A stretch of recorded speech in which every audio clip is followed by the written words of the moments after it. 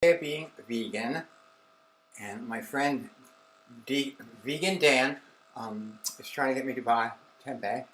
It's hard to buy around here. Anyway, I think I'm trying. I think I'm able to hear sounds from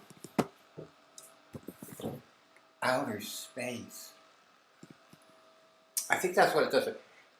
You can sort of hear distant sounds, sort of like crickets, but I never could hear that before, and I think it's from outer space. So I think when you get connected with vegan, anyway, I'm refining my diet, and I'm not weak or anything, because my transition wasn't so bad. I mean, because anyway. So, mostly broccoli, mostly onions. I'm trying to get away from using too much broccoli.